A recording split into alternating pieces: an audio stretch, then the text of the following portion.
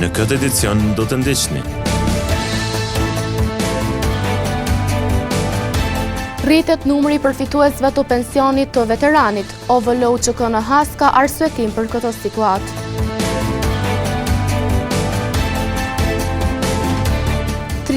Vjeçarja Dorina Rudi nga Gjakova ka nevojë për trajtim. Kërkon ndihmën e vullnetmirëve.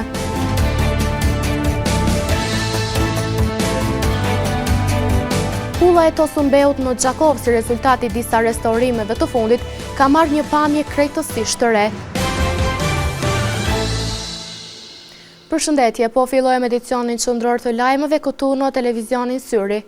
Agjencia e Statistikave të Kosovës ka publikuar statistikat e mirëqenie sociale për muajin dhjetor të vitit 2025, sipas të cilave numri i veteranëve përfitues është rritur për 985 për një vit ose me 2.7%. Mirpo Xhevdet Thaçi, kryetari i OVL UÇK-NH, ka një sqarim në lidhje me këtë numër. Ndjekim kronikën.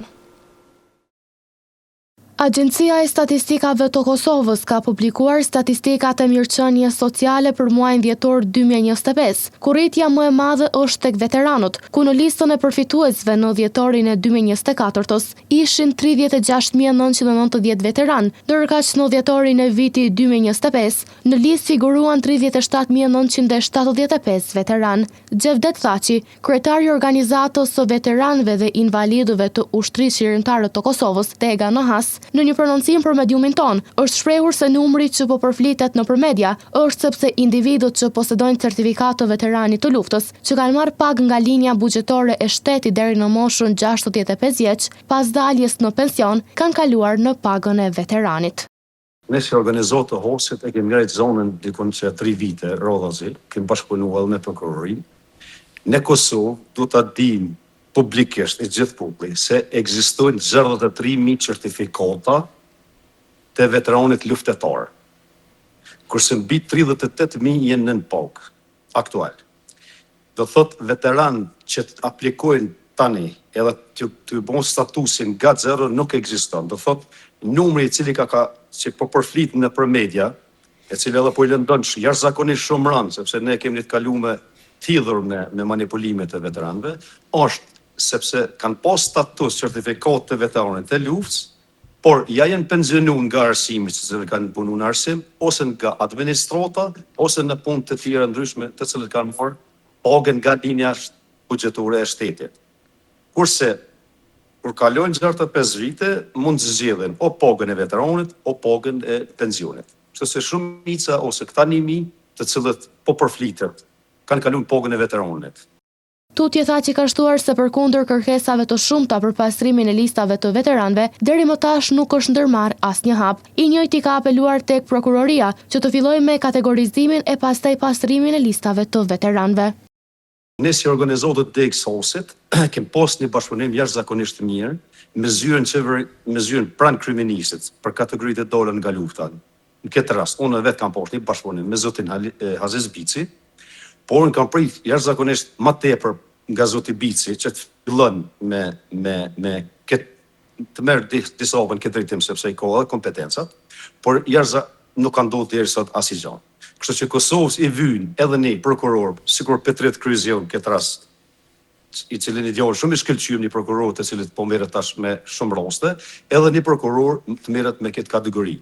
Kështu që edhe herë ja bëjmë opinionit publik të Kosovës, mbi 63.000 veteran fiktiv kanë certifikat veteranit të luftës. Kështu që për ne si organizat, sepse edhe ne kemi pas manipulimi jashtëzakonisht në dhënën e degën tonë, i bëjmë apel prokurorisë të shtetit që të fillojë sa më parë në kategorizimin së pari dhe pastrimin e listave. Ndërkaq kryetari i OVL UÇK-NH ka bërë të ditur publikisht se TEGA-NH ka qenë manipuluar nga të kaluarit, duke arritur kështu numrin e 4.682 veteranëve, kur dihet numri i saktë. Kjo fundit e cila dul në për media 1.000 veteran, beso e ka irritu popullin mos të madhe, të cilët s'kan një hori se mendojnë që në botë të ri, populli ka shumë të drejtë, reagimet në lloj-lloj forme si bëhet, sepse po ndodh kja.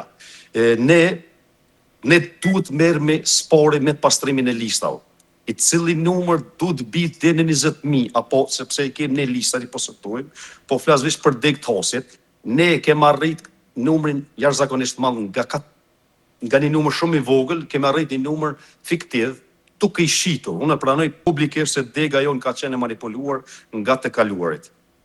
E ka arrit një numër 4682. Kur ne numrin e saktë e dim, sa është? Do të është arrit 3 fesha apo 10 fesha apo 20 fesha, që është sportor.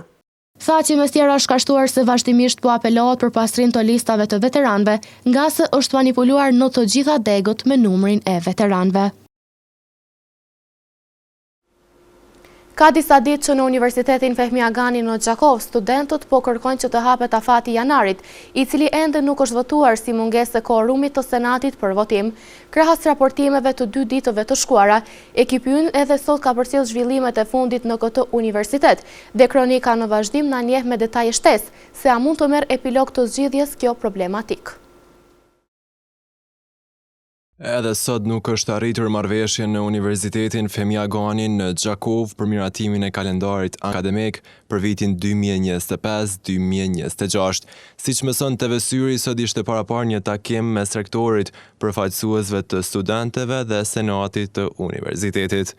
TV Syri ka kontaktuar disa anëtar të senatit, por ata kanë refuzuar të përëndsohen për media duke deklaruar se shpresojnë që të hënën të ketë një zgjidhje dhe të filloj paraqitja e provimeve për studentët. Takimin me rektor në kanë konfirmuar edhe përfaqësuesit e parlamentit studentor, të cilët kanë bërë të ditur se janë takuar me rektorin dhe disa anëtar të senatit, pa dhënë detaje shtesë, por duke shprehur shpresën për një zgjidhje gjatë ditës së hënë. Ndërkohë nga rektorati i Universitetit Fehmi Agani, rektori Drelan Bunjaku ka kthyer përgjigje me shkrim i cili ka thënë: për hir të mos penalizimit të studentëve, e kam dërguar për herë të tretë në votim në qarkore në mënyrë që deri të hënën të hapet afati i janarit. Ju bëj thirrje të gjithë senatorëve dhe stafit akademik që të reflektojnë në mënyrë që studentëve të mos u cënohet një drejtë statutare. Në Universitetin Fehmi Agani ende nuk kanë filluar provimet e afatit të janarit, pasi sipas rektorit Drelan Bunjaku, senati nuk e kanë miratuar kalendarin akademik për vitin 2025-2026. Ndërkaq disa anëtar të senatit kanë deklaruar për TV Syri jashtë kamerave se rektori me rreth 10 muaj vonesë e ka dërguar kalendarin akademik për shqyrtim në organet e universitetit.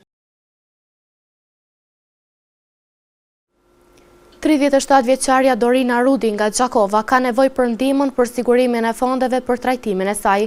Kostoja e trajtimit ka vlerën e 170.000 eurove dhe familja e ka të pamundur sigurimin e mjeteve, prandaj po kërkon ndihmë nga komuniteti dhe institucionet. Dorina Rudi nga Gjakova ka 2 vite që është diagnostikuar me kancer të mushkërive. Familjarët dhe qytetarët janë angazhuar në mbledhjen e fondeve për trajtimin e saj jashtë vendit, pasi shpenzimet për shërimi janë shumë të larta dhe të papërballueshme për familjen. Këtu jam dalë për një mbledhje një fondacion për motrën time. Motra është diagnostifikuar që 2 vjet me kancer të moshnive. I ka bo për mi 20 kimioterapi, nuk është që ka pas në i farë suksesi shumë të madh, edhe ka bo një pauzë të shkurt, edhe e ka bo dhe një mëri të kokës, edhe i ka dalë që ka metastaza dhe në kokë edhe në eshra. Edhe kemi marrë si iniciativë familjare mi quë në Turki. Atje ja kanë bo krejta egzaminimet prej fillimit. Atje na kanë thonë që ka më pas sukses me rezatim dhe imunoterapi, edhe na kanë thonë që mundet me kushtu rreth deri 170.000 euro. Familjarët shprehen se mbështetja nga qytetarët e Gjakovës ka qenë e madhe dhe falenderojmë secilin që po kontribon në këtë kauzë humanitare. Na që 2 vjetë sa jemi, domethënë me mundësi tona, po që tashti pak jemi dorëzu, po faleminderit për kreditve, kush po ka mundësi, po na animon.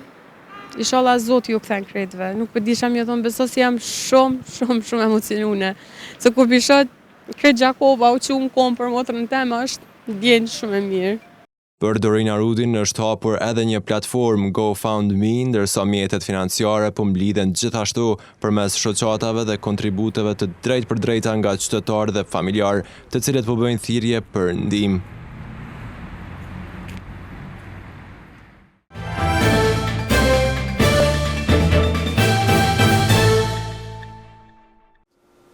Në shkollën Ardmëria në fshatin Ramoc, gjysmëvjetori 2 për vitin shkollor 2025-2026, ka filluar mbar dhe gjithçka atje po zhvillohet normalisht.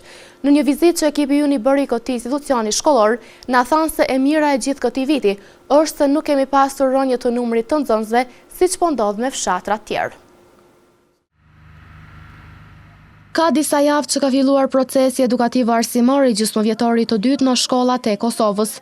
Procesi rregullt mosimor po zhvillohet edhe në komunën e Gjakovës.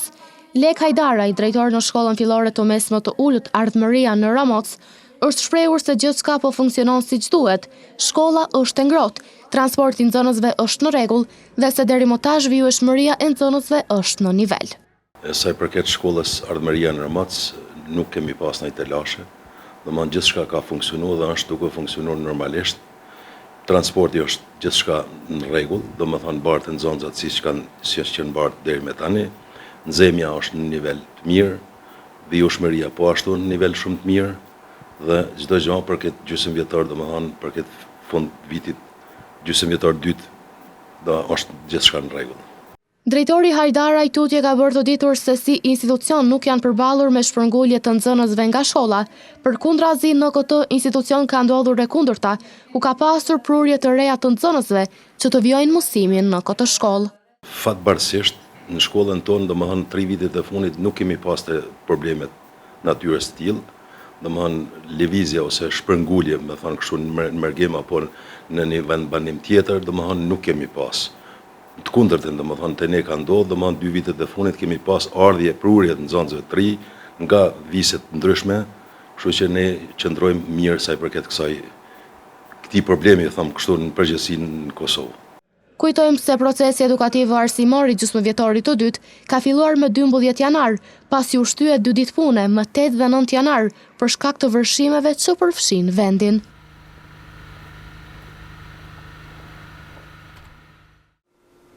Dy punonjës të qendrës kombëtare të mjekësisë së punës janë pensionuar sot. Pas disa vitesh karrierë profesionale, laboranti Halit Zenuni dhe punëtorja e administratës Ferdoni Ezeka janë përshëndetur me kolegët e tyre, me të cilët kaluan një pjesë të rëndësishme të jetës.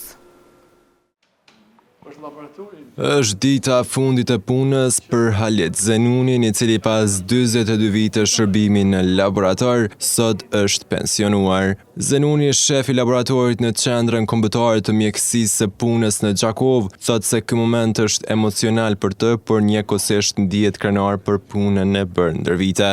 Vjen mirë që më shëndet mirë, i falenderoj gjithë nga zemra për punën që kemi bërë, për rrugtimin tanë që nga viti 84, tani ka ardhur dita e pensionimit dhe vjen mirë që e loni institucion me plot mjek, me plot teknik, me punë të madhe, e loni laborator me profesionistë mirë, i cili do të vazhdon edhe më tutje sukseset e Institutit Mjekësisë Punës, ju uroj sukses gjithave. Punën dhe përkushtimin e Halit Zenunit e ka vlerësuar edhe doktori Albert Lila, i cili tha se ka qenë kënaqësi të punojë ndër vite me radhë me të. Unë te Halit e kam gjetë mos pari shokin, profesionistin, bashkëpunëtorin në afërt profesional. U erdhën rrethanat e sesoj që në kohën matronën e zhvillimit institucional laboratori me të pamjek dhe i ra përgjegjësia Halitit, të udhëheq këtë resort këtë kabinet një pjesë vitale të institutit, e cila ishte pjesë më e fortë ajo me të cilën instituti u promovu në për vite, jo vetëm për qytetarët e regionit të Dugaxhinit, po edhe në tërë Kosovën.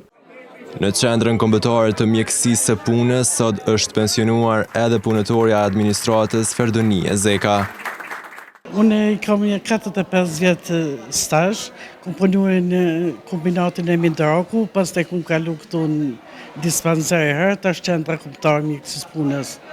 Unë falenderoj shumë stafin e administratës. Emocione mjaft kam. Mjaft emocione, po inshallah ju ecën mbar këtu. Ndërsa shefja administratës Zana Këpuska tha se ka qenë privilegj të punoj për vite me radhë në të njëjtin institucion me zonjën Zeka.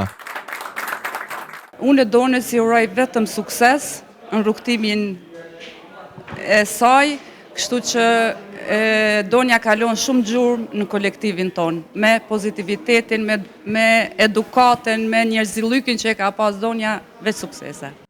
Stafi i qendrës kombëtare të mjekësisë së punës në Gjakov, në nder të pensionimit të 2 punëtorëve, ka organizuar një takim për shëndetës.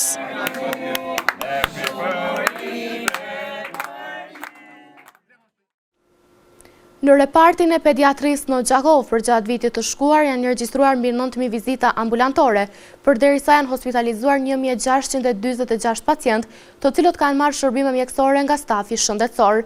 Referuar raportit një vjeçar, mësojmë se të gjithë pacientët kanë marrë trajtimin e duhur bazuar në protokollet shëndetësore të secilit problem.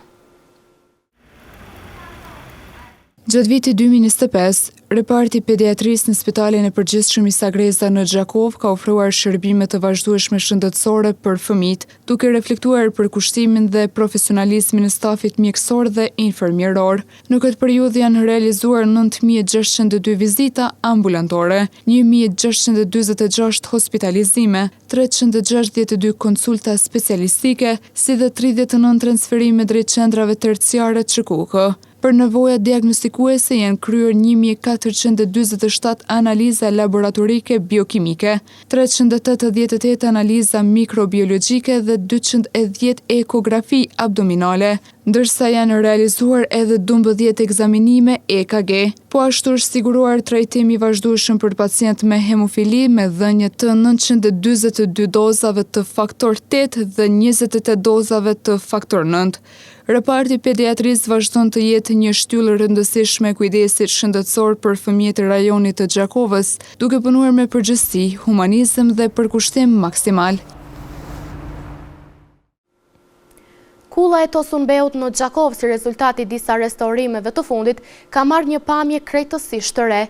Ky monument i trashëgimisë arkitekturore, i ndërtuar prej guri, është restauruar nga Ministria e Kulturës për të ruajtur autencitetin dhe vlerën e saj historike që ka. Kulla e Tosunbeut në Gjakov ka përfunduar fazën e parë të restaurimit, e cila ka përfshirë rregullimin e pjesës së jashtme të objektit. Kjo kullë vendosur në zonën e vjetër të Gjakovës, përkatësisht në Qashin e vjetër, tashmë ka marrë një pamje mjaft të bukur dhe autentike. Faza e parë pritet që së shpejti të nënshtrohet pranimit teknik. Deri me tani, ky projekt ka kushtuar gjithsej 129.396 euro dhe është financuar nga Ministria e Kulturës, Rinisë dhe Sportit. Pas përfundimit të pranimit teknik gjatë këtij viti, do të vazhdojnë punimet edhe në pjesën e brendshme të kullës së Tosunbeut, ku sërish janë paraparë investime nga Ministria e Kulturës, Rinisë dhe Sportit. Një Princesh Rebele dhe Return to the Silent Hill janë 2 premierat e radhës që do të shfaqen në kino Hyrje Hana sonte dhe gjatë vikendit. Të gjitha oraret e filmave janë publikuar në faqen e kinos, si një mundësi e mirë për të gjithë adhuruesit e filmave.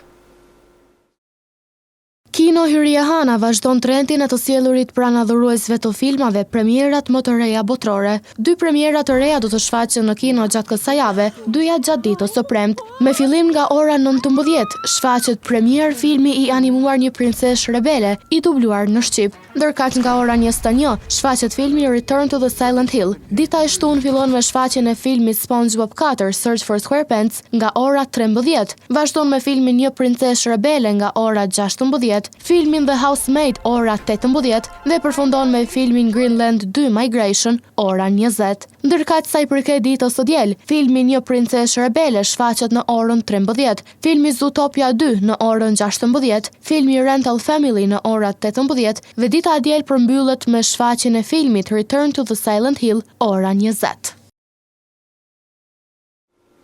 Në vazhdim të ndjekim parashikimin e motit për ditët në vijim.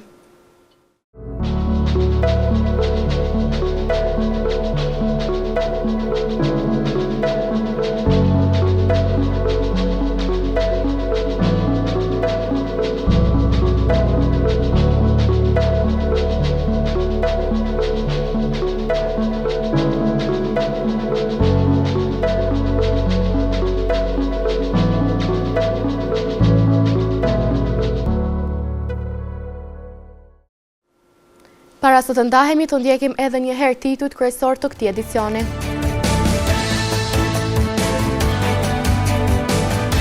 Rritet numri i përfituesve të pensionit të veteranit. OVLUÇKNH ka arsyetim për këtë situatë.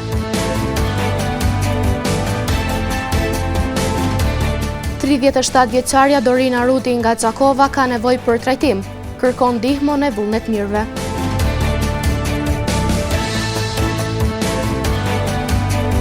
Pulla e Tosunbeut në Gjakov si rezultati disa restaurimeve të fundit ka marrë një pamje krejtësisht të re. Këtu merr fund ky edicion qendror i lajmeve. Ju mund të vazhdoni të na ndjeshni në televizionin Syri, si dhe në rrjetet tona sociale. Mirupafshim.